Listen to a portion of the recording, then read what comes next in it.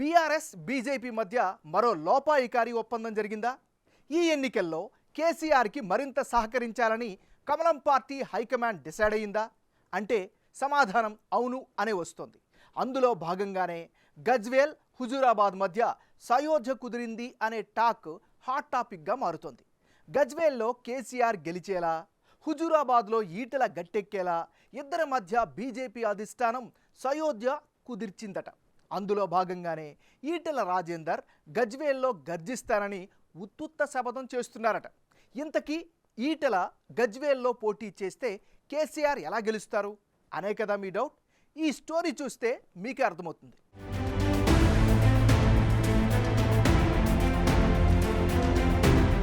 గజ్వేల్ హుజూరాబాద్ మధ్య road map.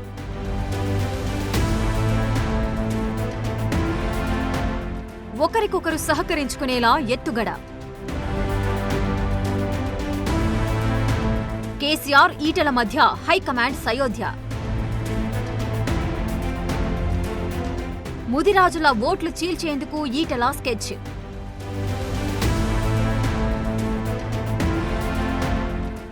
బీజేపీకి BRS B team అని మరోసారి క్లారిటీ వచ్చేసింది.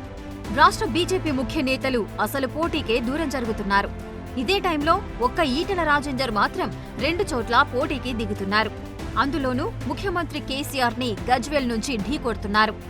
బీఆర్ఎస్ నుంచి తనను అవమానకరంగా పంపించారని, గులాబీ బాస్ ను ఓడించడమే తన ధ్యేయమని అంటున్నారు. అయితే అందులో నిజం లేదని పొలిటికల్ టాక్ నడుస్తోంది.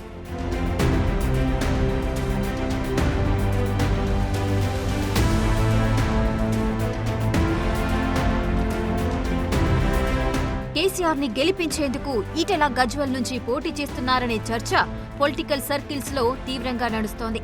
బీఆర్ఎస్ బాస్ ప్రకటించిన అభ్యర్థుల్లో ఒక్కరు కూడా ముదిరాజు సామాజిక వర్గానికి చెందిన నేతలు లేరు. ముదిరాజులకు ఒక్క టికెట్ కూడా ఇవ్వలేదు. రాష్ట్ర వ్యాప్తంగా బలమైన సామాజిక వర్గంగా పేరున్న ముదిరాజులు ఈ వ్యవహారంపై తీవ్ర ఆగ్రహంగా ఉన్నారు. పటాన్ చెరువు టికెట్ ఆశించిన నీలం ముదిరాజ్ ఇటీవలే కారు పార్టీకి గుడ్ బై చెప్పారు. ఆ వర్గాలు ఎంత ఆగ్రహంగా ఉన్నాయనేందుకు ఇదే ప్రత్యక్ష ఉదాహరణ. గజ్వేల్లోనూ కేసీఆర్ కి ఇలాంటి గడ్డు పరిస్థితులే ఎదురవుతున్నాయి. ముదిరాజు సామాజిక వర్గం నేతలు అడ్డం తిరుగుతుండగా ఇటీవలే స్వయంగా కేసీఆర్ రంగంలోకి దిగి బుజ్జగించారు.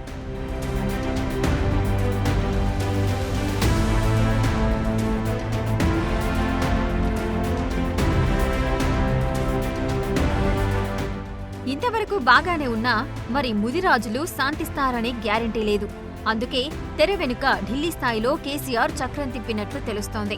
ఈటెలకు తనకు ఎలాగో పొసగదని, రాజకీయ వైరం ఉందనే టాక్ విస్తృతంగా ప్రజల్లోకి వెళ్లిందనే భావనలో ఉన్నారు.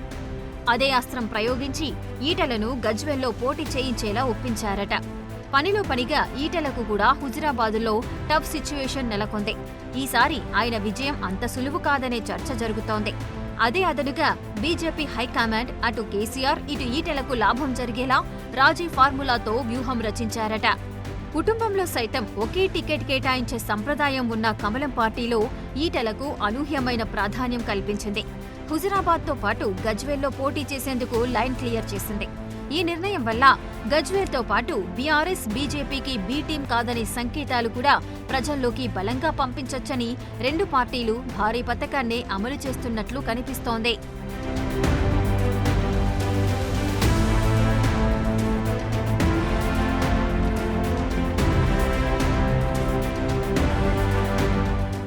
గజ్వేల్ నియోజకవర్గంలో ముదిరాజ్ సామాజిక వర్గం ఓటర్లు అధిక సంఖ్యలో ఉన్నారు. గెలుపోటములను ప్రభావితం చేయగలిగే స్థాయిలో వాళ్ల జనాభా ఉంది. కేసీఆర్ తీరుపై ముదిరాజులు తీవ్ర కోపంతో ఊగిపోతున్నారు. కేసీఆర్ ని కూడా ఓడిస్తామని గట్టిగా చెబుతున్నారు. ఇదే సమయంలో ఆ సామాజిక వర్గం ప్రజలు కాంగ్రెస్ పార్టీకి చేరువవుతున్నారు. గజ్వేల్లోనూ కేసీఆర్ ఓటమి ఖాయమనే సిగ్నల్స్ వస్తున్నాయి.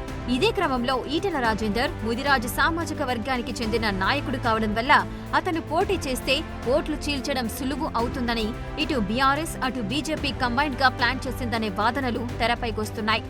ముదిరాజుల ఓట్లు కాంగ్రెస్ వైపు వెళ్లకుండా ఈటెల నిలువరించగలుగుతారు. ప్రభుత్వ వ్యతిరేక ఓట్లను చీల్చగలుగుతారు. ఫలితంగా కేసీఆర్ విజయానికి ఈటెల బాటలు వేస్తారు. ఇదే సమయంలో హుజూరాబాద్లో ఈటెలకు ఎదురుగాలి వీస్తుండగా అక్కడ ఆయన గెలిచేలా కేసీఆర్ లైన్ క్లియర్ చేస్తారు.